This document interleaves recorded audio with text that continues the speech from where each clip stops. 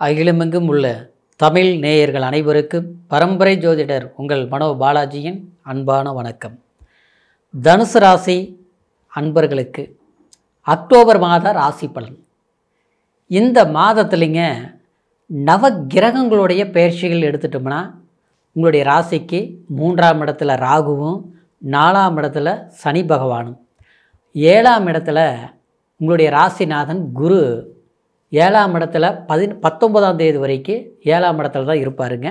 அதுக்கப்புறம் பார்த்தோம்னா 8ஆம் இடத்திற்கு உச்சநிலை அடைய போகிறாரு. இது உங்களுடைய ராசிக்கு 8ஆம் இடத்துக்கு. அதே சமயம் சுக்கிரன் கேதுவோடு இணைந்திருக்கிறாருங்க. இந்த சுக்கிரன் இந்த மாதம் 9ஆம் தேதி 10ஆம் இடத்திற்கு பயிற்சி ஆகிறாருங்க. இது அற்புதமான, அதாவது நீச்சமடையக்கூடிய சுக்கிரன் நீச்சபங்க ராஜ யோகம். அது உங்களுக்கு ராசிக்கு 10ஆம் இடத்துல ஏற்பட போகுதுங்க. இன்னும் சொல்ல போனோம்னா புதன் இந்த மாதம் ஃபர்ஸ்ட்லேயே, அதாவது 2ஆம் இட, அதாவது 11ஆம் இடம் லாபஸ்தானத்துக்கு சஞ்சாரம் பண்ணிடுவாருங்க. செவ்வாய் பகவான் பொறுத்த வரைக்கும் இந்த மாதம் 28ஆம் தேதி வரைக்குமே லாபஸ்தானத்தில் 5ஆம் அதிபதி லாபஸ்தானத்தில் சஞ்சாரம் பண்ணிகிட்டு இருப்பாருங்க. இந்த காலகட்டம் உங்களுடைய ராசிக்கு எப்பேற்பட்ட ஒரு மாறுதலான ஒரு முன்னேற்றம் ஏற்பட போகுது அப்படிங்கிறத பற்றி தாங்க இந்த பதிவில் இப்போ நம்ம பார்க்க போகிறோமுங்க. அதாவது ஃபஸ்ட் டைம் பார்க்குறவங்களா இருந்தீங்கன்னா சப்ஸ்கிரைப் பண்ணி பெல் பட்டன் அழுத்தி ஆல் ஆப்ஷன் கொடுங்க. தொடர்ந்து சில பதிவுகள் பார்க்க இணைந்திருக்கிறதுக்கு அற்புதமாக இருக்குமுங்க. இப்போது தனுசு மண்டலம் அப்படின்னா தனுஷ் வில் அன்பு. யாருக்கிட்ட பேசினாலும் கரெக்டாக பேசுவீங்க. அதே மாதிரி ஒழுக்கம், அது உங்களை பார்த்து மற்றவங்க கற்றுக்கணும். உங்களுடைய சொல் அது ரொம்ப அன்பாக இருக்கும். மற்றவங்களை திருத்துற மாதிரி ஒரு குருமார்கள் எப்படிங்க, ஒரு ஆசிரியர் எப்படிங்க, ஒரு மகான் எப்படி, அதாவது மற்றவங்களுக்கு ஒரு வழிகாட்டுதலாக இருக்கக்கூடிய ஒரு ஆலமரம், நிழல் கொடுக்கக்கூடிய ஒரு ஆலமரம் தனுசு ராசி. ஏன்னா அப்பேற்பட்ட உங்களுக்கு சமீப காலமாக இந்த சனிப்பயிற்சி கூட உங்களுக்கு அவ்வளோ சொல்லும்படி இல்லை. காரணம் என்ன, அர்த்த அஷ்டம சனி. அதனால் நிம்மதி இல்லை. இந்த நிம்மதிங்கிறது 4ஆம் இடம், 3ஆம் இடங்கிறது ஒரு முன்னேற்றம். அப்படின்னா முயற்சி ஸ்தானம்னு சொல்லுவோம். அதை பயணத்தை குறிக்கக்கூடிய இடம். நீங்கள் எங்கே போகணும்னு நினச்சாலும் போய் ஒன்றும் பிரயோஜனம் இல்லைன்னு தான் சொல்லுவீங்க. காரணம் என்னென்னா 4ஆம் இடங்கிறது உங்களுக்கு கெட்டுப்போச்சு அந்த சனி, சரிங்களா? அப்போது 4இல் சனி இருந்தால் அர்த்த அஷ்டம சனிங்கிறது எப்படி பார்த்தாலும் ஒரு முள் எடுத்து குத்துற மாதிரியே இருக்கும். பணம் 10 ரூபா கஷ்டப்பட்டு சம்பாதிக்கிறோம்னு வச்சுக்குவே, நம்ம நினச்ச ஒரு பணத்தை கைக்கு வரல. அப்படியே வந்தாலும் வாங்கின கண்ணுக்கு வட்டி கட்டுற சூழ்நிலையும், அல்லது நமக்கு வாங்கியும் வந்த பணம் பத்தாத சூழ்நிலையும், இந்த மாதிரி. அதுக்கு ஒரு மாற்று வழி இருக்கணும் இல்லையா, சரிங்களா? அந்த சனி தனித்து நின்றுக்கிற போது ஏதாவது சுபகிரகங்கள் பார்க்கணும். அந்த வாய்ப்பு இந்த மாதம் உங்களுக்கு ஏற்படுது. எப்படி ஏற்படுது? 7ஆம் இடத்தில் அந்தணன் தனித்து நின்றால் அபகீர்த்தி பாதிப்புகளை உண்டாக்கும் அப்படிங்கிறது.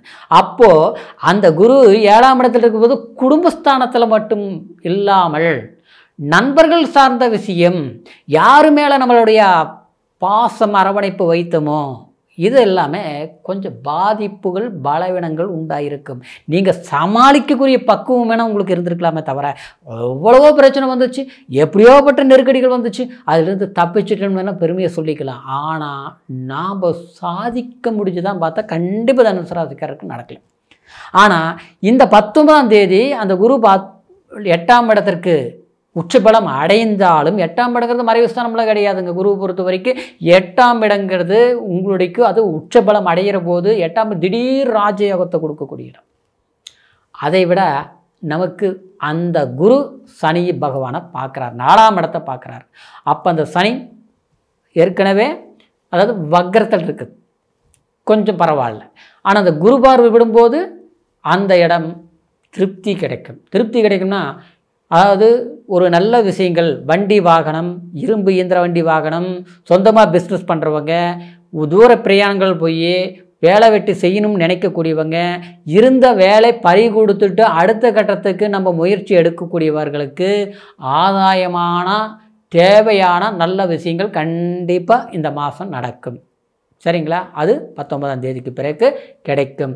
அதுக்கு முன்னால் பார்த்தோம்னா சில முயற்சிகள் எடுத்தால் நமக்கு வாய்ப்புகள் ஏற்படும். இந்த 19ஆம் தேதிக்குள்ளே அந்த 3ஆம் இடத்தில் இருக்கக்கூடிய ராகு, அதாவது இந்த 9ஆம் இடத்தில் இருக்கக்கூடிய கேது, அந்த கேதுவோடு யார் சேர்ந்துட்டாரு?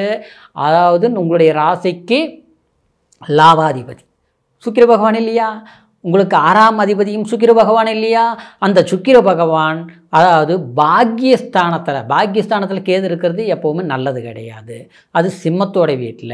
ஆனால் அங்கே போய் நமக்கு லாபாதிபதி போய் அங்கே போய் சிக்கும்போது என்ன ஆகும்? நம்ம லாபம் எல்லாமே என்னவோ சொல்கிற மாதிரி, அதாவது கஷ்டப்பட்டு சம்பாரித்தது மொத்தமாக நம்ம எங்கேயோ பறி கொடுத்த மாதிரி போயிடுச்சு. சரிங்களா? அப்போது அந்த சுக்கிரன் கரெக்டாக 9ஆம் தேதி பார்த்தோம்னா 10ஆம் இடத்துக்கு வந்துடுறார். அப்போது 11ஆம் லாபாதிபதி 10ஆம் இடத்துக்கு வர்றது அற்புதம். அங்கே நீச்சம் அடைஞ்சிறாரே, கவலைப்படாதீங்க. புதன் பரிவர்த்தனை யோகம், அப்போது நீச்சபங்க ராஜயோகம். இந்த ராஜயோகத்தைனா உங்களுக்கு கண்டிப்பாக கலைத்துறையில் வேலை செய்கிறவங்களுக்கு ரொம்ப ஒரு வாய்ப்புகள் அற்புதமாக உண்டாக்கும். எப்படி? நான் ஏற்கனவே ரொம்ப திறமையாக இருக்கக்கூடியவங்க, நான் மற்றவங்களுக்கெல்லாம் கண்ணியமாக வேலை செய்ய, மற்றவங்களுக்கு உபகரணமாக இருக்கக்கூடியவங்க, நான் ஒரு ஆசிரியராக இருக்கிறவங்க, நான் மற்றவங்களை உருவாக்குறவங்க, நான் ஒரு கோயில் நிர்வாகம், ஊர் பஞ்சாயத்து மொத்தத்தில் நான் அடுத்தவங்களுக்காகவே நான் வாழ்ந்துட்டேன். ஆனால் நான் ரொம்ப கஷ்டப்படுறேன்னு சொல்கிறீங்க பார்த்தீங்களா தனுசு ராசிக்காரரு? ஆனால் நிச்சயமாக இந்த சுக்கிரன் நிச்சயமாக நீச்சம் அடையக்கூடிய இந்த காலகட்டத்தில், அதாவது ராஜயோகமாக செயல்படும் போது உங்களுக்கு உண்டான ஒரு அங்கீகாரம், ஒரு மதிப்பு, ஒரு உங்கள் முயற்சிக்கு தகுந்த ஒரு வாழ்வாதார வளர்ச்சி கண்டிப்பாக கிடைக்கும். சரிங்களா? 5ஆம் அதிபதி அப்படின்னா 12ஆம் அதிபதி செவ்வாய் பகவான். 5 குடியவன் தனுசு ராசிக்கு, 12 குடிவன் லாபத்தில் இருக்கிறார். சரிங்களா? 5ஆம் அதிபதி லாபஸ்தானத்திலேருந்து இந்த 19ஆம் தேதி வரைக்கும் அந்த செவ்வாயை குரு பார்க்குறாரு. சரிங்களா? அப்போது ஒரு செலவு பண்ணாலும் அது சுப செலவாக பண்ணுவீங்க. அப்போ வீடு வாங்கிறது, இடங்க வாங்கிறது, இந்த மாதிரி அதுக்கு மேலே முதலீடு போடுறது, இந்த மாதிரி விஷயங்கள் ஏங்க ஒரே மாதத்துல எல்லாம் பண்ணிட முடியுமா? அப்படி இல்லை. அதுக்கு உண்டான முயற்சி எடுத்தோம்னா இந்த டைம் பார்த்து வச்சாலும் அடுத்தது அட்வான்ஸ் கொடுத்தாலும் கிரையம் பண்ணிடலாம். இல்லை வீடு கட்டணும்னு நினச்சாலும் கட்டி முடிச்சிடலாம். ஏற்கனவே கட்டின வீடு பாதியில் நிற்குது, அதை தொடர்ந்து செய்து முடிச்சிடலாம். எல்லாத்த விட புதனும் சுக்கிரனும் பரிவர்த்தனை யோகம் அடைகிறதுனால பெருமாளுடைய அம்சம் நிச்சயமாக உங்களுக்கு கிடைக்கும். தெய்வ அனுகிரகங்களுடைய அம்சம் சிறப்பாக கிடைக்கும். ஏன்னா பூர்வ புண்ணியாதிபதி குரு பார்வை படும்போது இந்த 19ஆம் தேதிக்குள்ளே அபகீர்த்தி பலன்கள் உண்டாகும், சுபகீர்த்தி பலன்கள் எல்லாமே உண்டாகும். கெட்டது வந்தாலும் அதுக்கு நிகரான நல்ல பலன்கள் உங்களுக்கு முழு வாய்ப்பில் கண்டிப்பாக கிடைச்சே தீரும். எல்லாத்தை விட சூரிய பகவான் 17ஆம் தேதி வரைக்கும் 10ஆம் இடத்தில் இருக்கிறதுனால உங்களுக்கு அரசியல் சார்ந்த சிலருக்கு உண்டான ஒரு அங்கீகாரமான வாய்ப்புகள் ஏற்படக்கூடிய காலகட்டமாக இருக்க போகுதுங்க. சரிங்களா? அப்போது எல்லாமே இந்த ஒரே மாதத்தில் எல்லாமே நமக்கு நடந்துருங்கிறத விட, அதாவது அதுக்கு உண்டான வாய்ப்புகள் நமக்கு வரும். விதைச்சா தானே நாளைக்கு முளைக்கும், நாளைக்கு முளைச்சா தானே செடியாகி மரமாகும், அதுக்கப்புறம் கனியாகும். அப்படிங்கிற மாதிரி இது இந்த காலகட்டத்தில் இந்த அக்டோபர் மாதத்தில் சில வாய்ப்புகள் கைக்கூடி வர்றதை சரியாக பயன்படுத்துங்க. போக போக எல்லாம் அற்புதமாக இருக்கும். இப்போ சொன்ன பலன்கள் கோச்சாரங்கிறது என்ன? நம்மளுடைய ராசிக்கு நடக்கக்கூடிய இந்த பயிற்சிகளால் நமக்கு இப்படிலாம் நடக்கும்னு நம்ம சொல்லியிருக்கிறோம். சரிங்களா? இருந்தாலும் கோச்சாரங்கிறது ஓரளவுக்கு தான் ஒத்து வரும். ஏன் அப்படின்னா அது நம்மளுடைய முழுமையாக பேசுகிறது நம்ம லக்னம். சரிங்களா? லக்னம் தான் ஸ்தான பலங்கள் வரும். ஸ்தான பலங்கிறது என்ன?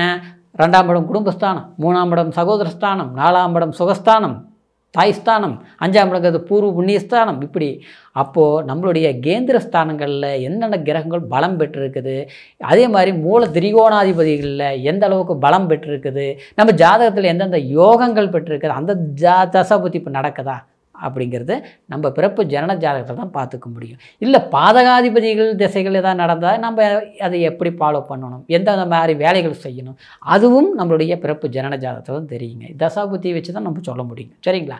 அதனால் உங்களுடைய ஜாதகத்தை ஒரு முறை பார்த்துக்குங்க. நம்மக்கிட்ட பார்க்கணும்னு நீங்கள் உங்களுடைய ஜாதகத்தில் விரும்புனீங்கன்னா சரிங்களா? எந்த தேசத்தில் பிறந்திருந்தாலும் ஆன்லைன் மூலிமா கூட நம்மளுடைய ஜாதக பலன்களை முழுமையாக கேட்டு தெரிஞ்சுக்கலாம். அதுக்கு date of birth, time, place இது 3யுமே தெரியப்படுத்தி உங்களுடைய ஜாதக பலன்களை முழுமையாக கேட்டு தெரிஞ்சுக்கிட்டு இனி வரக்கூடிய காலம் உங்களுக்கு சாதகமாக அமையணும் அப்படிங்கிற ஒரு வாழ்த்துக்களோட அடுத்த பதிவில் சந்திக்கிற வரைக்கும் நன்றி, வணக்கம்.